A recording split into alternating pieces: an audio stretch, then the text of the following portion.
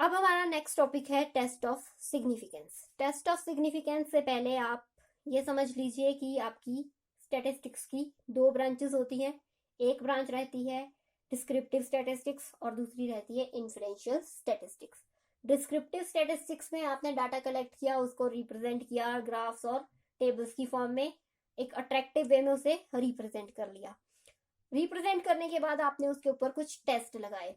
उन टेस्ट लगाने के बाद उनका रिजल्ट आपके फेवर में आ रहा है या आपके फेवर में नहीं आ रहा है, इस चीज को टेस्ट करने के लिए आप करते हो टेस्ट ऑफ सिग्निफिकेंस। मतलब जो आपने स्टडी की है वो आपके सिग्निफिकेंट है या नहीं है, ये चीज आपने टेस्ट करनी है टेस्ट ऑफ सिग्निफिकेंस में। तो अब समझते हैं statistical inference. Statistical inference is a branch of statistics which is concerned with using probability concepts to deal with uncertainty in decision making. It refers to the process of selecting and using a sample to draw inference about population from which sample is drawn. आपने किसी एक population से sample collect किया, sample collect करने के बाद उसके ऊपर अपना डिस्क्रिप्टिव स्टैटिस्टिक्स यूज किया। डिस्क्रिप्टिव स्टैटिस्टिक्स यूज करने के बाद आपने इन्फेरेंशियल स्टैटिस्टिक्स का यूज किया। इन्फेरेंशियल स्टैटिस्टिक्स में आपने क्या क्या किया? आपने किया एस्टिमेशन ऑफ पॉपुलेशन वैल्यू और टेस्टिंग ऑफ हाइपोथेसिस। तो आपकी स्टैटिस्टिकल इन्फेरेंस की दो ब्रांचेस बनी, estimation of population value and second बनी टेस्टिंग ऑफ हाइपोथेसिस। अब एस्टिमेशन पॉपुलेशन वैल्यू वाला केस हम कर चुके हैं। अभी तक जो कुछ भी हमने किया है वो सब कुछ एस्टिमेशन पॉपुलेशन वैल्यू के अंदर आता है। मतलब इसमें एक आता है आपका पॉइंट एस्टिमेशन और दूसरा आता है रेंज एस्टिमेशन। पॉइंट एस्टिमेशन में आपने किया मीन, मीडियन, मोड। मीन निकाला, मीडियन निकाला, मोड निकाला। किसी एक पॉइंट पे आपने पूरे के पूरे ग्रुप की वैल्यू निकाली।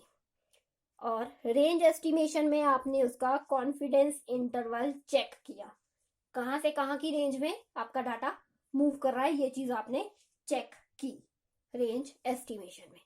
अब आएगा हमारा next testing of hypothesis. Testing of hypothesis का मतलब है आपने जो भी डाटा कलेक्ट करना है वो एक हाइपोथेसिस के बेस पे करना है।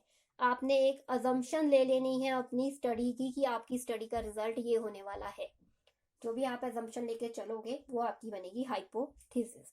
हाइपोथेसिस सेट करने के बाद आप डाटा कलेक्ट करोगे। डाटा कलेक्ट करने के बाद उसके ऊपर एस्टिमेटिंग पॉपुलेशन वैल्यूज निकालोगे या उसके ऊपर डिस्क्रिप्टिव स्टैटिस्टिक्स यूज करोगे। डिस्क्रिप्टिव स्टैटिस्टिक्स यूज करने के बाद आप उसके ऊपर टेस्ट ऑफ हाइपोथेसिस करोगे। जो आपने हाइपोथेसिस ली है वो हाइपोथेसिस प्रूफ हो रही है या नहीं हो रही, इस चीज को चेक करने के लिए आप करोगे टेस्टिंग ऑफ हाइपोथेसिस। तो हाइपोथेसिस की डेफिनेशन आप कुछ इस तरह से समझ लीजिए। During investigation there is assumption and pre assumption which subsequently in study must be proved और disproved. Hypothesis is a supposition made from observation. On the basis of hypothesis, we collect data. Hypothesis, a tentative justification, the validity of which remains to be tested. आपने जो भी hypothesis ली है वो आपकी अभी prove होनी बाकी है कि वो ट्रू है या फॉल्स है। मतलब आपने हाइपोथेसिस जो ली है वो एक्सेप्ट होगी या रिजेक्ट होगी, ये आपकी स्टडी के ऊपर डिपेंड करेगा। इसका आपकी स्टडी के एंड रिजल्ट के साथ लेना देना है, ना कि आपके डाटा कलेक्शन के साथ। आपने एक हाइपोथेसिस दिमाग में सेट कर ली। सेट करने के बाद डाटा कलेक्ट किया। डाटा कलेक्ट करने के बाद उसके ऊपर मेथड्स लगाए। मेथड्स लगाने के बाद अब हो सकता है जो आपका रिजल्ट आया है वो आपकी हाइपोथेसिस के अपोजिट आया है, तो आपकी स्टडी गलत नहीं है, आपकी स्टडी सही है। जो भी आपको रिजल्ट मिला है वो आपके सैंपल के अकॉर्डिंगली रिजल्ट आया है। आपने एक जो अजम्पशन अपने दिमाग में रखी थी वो अजम्पशन गलत हुई है, आपकी स्टडी गलत नहीं हुई है। आपकी हाइपोथेसिस दो तरह की बनती है, एक होती है नल हाइपोथेसिस, एक होती है अल्टरनेटिव हाइपोथेसिस। नल हाइपोथेसिस को H0 से डिनोट किया जाता है और ये होती है hypothesis of no difference. Second बनती है हमारी अल्टरनेटिव हाइपोथेसिस। अगर हमारी नल हाइपोथेसिस रिजेक्ट हो जाती है तो उसके प्लेस पे एक और हाइपोथेसिस हमें लेके चलना पड़ता है जिसे हमें एक्सेप्ट करना है, वो होती है हमारी अल्टरनेटिव हाइपोथेसिस। अल्टरनेटिव हाइपोथेसिस को आप H1 या HA से डिनोट करते हैं और इसे कहते हैं हाइपोथेसिस ऑफ सिग्निफिकेंट डिफरेंस। मतलब जो आपकी नल हाइपोथेसिस है उसमें आपकी पॉपुलेशन और सैंपल के डाटा में कोई डिफरेंस नहीं है, दोनों की वैल्यूज एक बराबर आएगी। कहने का मतलब ये हुआ जो आपने पॉपुलेशन से डाटा कलेक्ट किया है, सैंपल उठाया है, उस सैंपल का रिजल्ट उस पॉपुलेशन के रिजल्ट से डिफरेंशिएट नहीं करता है, वो दोनों एक बराबर हैं। बट अल्टरनेटिव हाइपोथेसिस में आप ये कहोगे कि जो आपने पॉपुलेशन का डाटा उठाया है, जिसे आपने सैंपल का डाटा बांधा है, वो सैंपल आपकी पॉपुलेशन से मैच नहीं करता है, वो दोनों में डिफरेंस है। तो दो तरह की हाइपोथेसिस हो गई। दोनों हाइपोथेसिस को आप अपनी स्टडी स्टार्ट करने से पहले डिसाइड कर लेते हैं।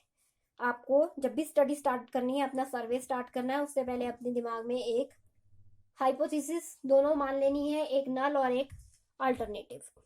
दोनों हाइपोथेसिस को दिमाग में सेट करके चलेंगे और फिर उसके अकॉर्डिंगली ही डाटा कलेक्ट करेंगे। In hypothesis testing, we proceed on the basis of null hypothesis. We always keep alternative hypothesis in mind. हम अपनी स्टडी का बेस जो लेकर चलते हैं वो चलते हैं नल हाइपोथेसिस को। बेस मानते हैं हम नल हाइपोथेसिस को अपनी स्टडी का। अगर ये प्रूव हो गई तो ठीक, अगर ये प्रूव नहीं होती तो हमारी अल्टरनेटिव हाइपोथेसिस हम इसके सब्सटीट्यूशन में रखते हैं कि अगर ये प्रूव नहीं हुई तो अल्टरनेटिव वाली प्रूव करनी है हमें, तो हम अल्टरनेटिव को उस केस में प्रूव कर देंगे जहां पर हमारी नल हाइपोथेसिस प्रूव नहीं हुई है। कुछ कैरेक्टरिस्टिक्स रहती है आपकी हाइपोथेसिस की, जो कि है it should B clear and precise. आपकी हाइपोथेसिस क्लियर होनी चाहिए और छोटी होनी चाहिए, बहुत ज्यादा लंबी नहीं लिखनी है। हाइपोथेसिस ऐसी होनी चाहिए कि आप एक लाइन में उसे बोल सको। सेकेंड है कैपेबल ऑफ बीइंग टेस्टेड। आपकी हाइपोथेसिस टेस्ट के लिए कैपेबल होनी चाहिए। कोई ऐसी हाइपोथेसिस ना बना देना जिसका आप टेस्ट ही ना कर पाओ।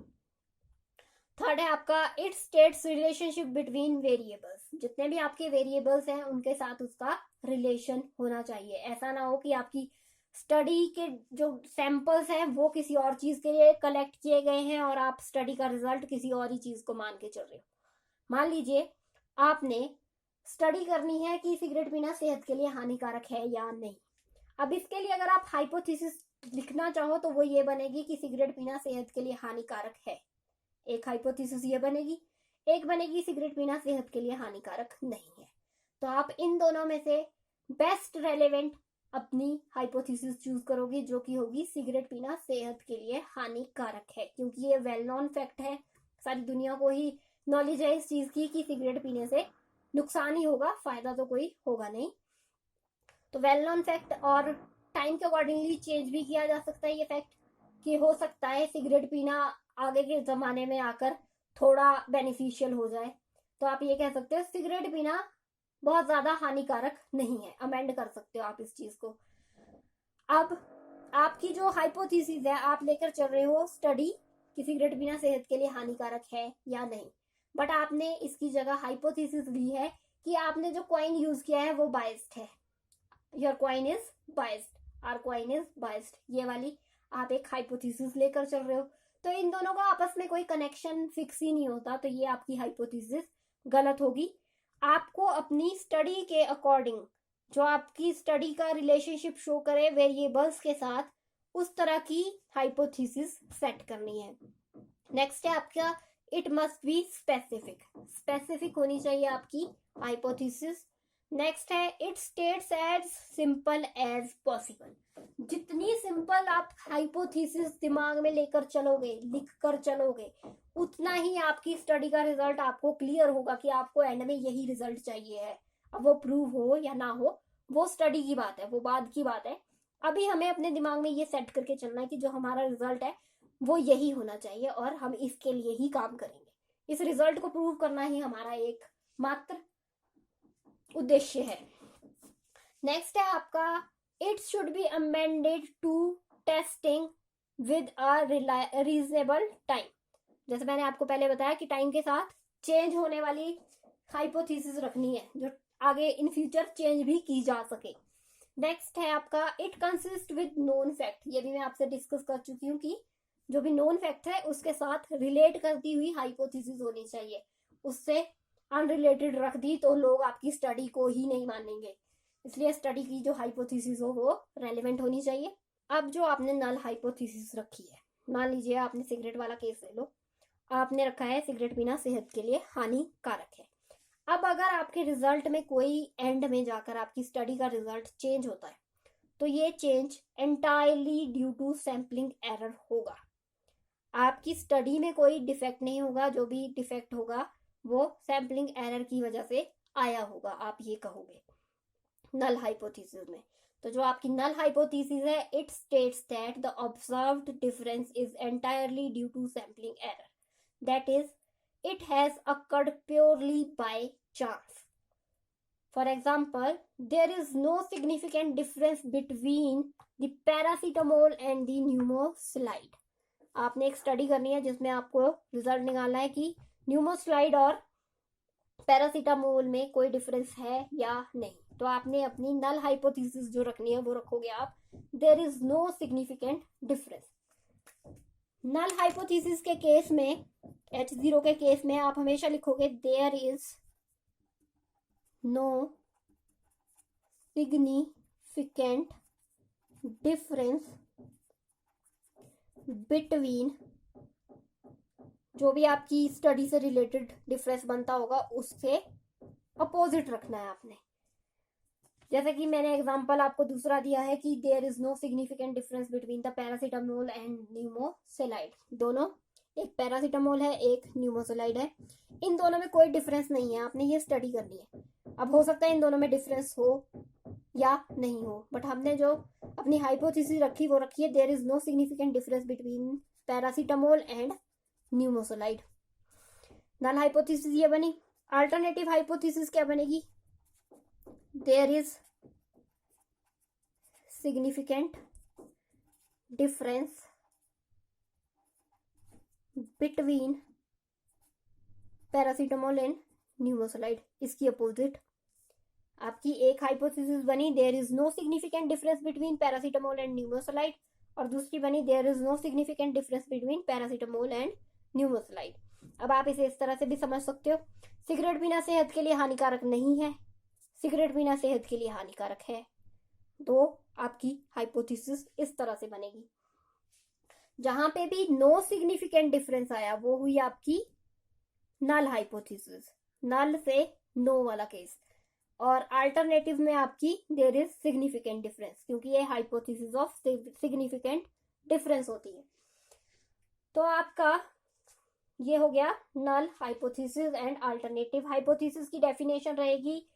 It is alternative hypothesis of significant difference states that the sample result is different that is greater or smaller than the hypothetical value of population। पहले डिस्कस कर चुके हैं कि जो भी डिफरेंस आएगा वो आपकी पॉपुलेशन की वैल्यूज में और आपके सैंपल की वैल्यूज में डिफरेंशिएट होगा। जो भी डिफरेंस आप बोल रहे हो कि ये डिफरेंस है तो वो उन दोनों में डिफरेंस रहेगा कि आपका जो पॉपुलेशन का साइज है, जो पॉपुलेशन बोल रही है वो उससे आपका सैंपल अलग ही बात कर रहा है।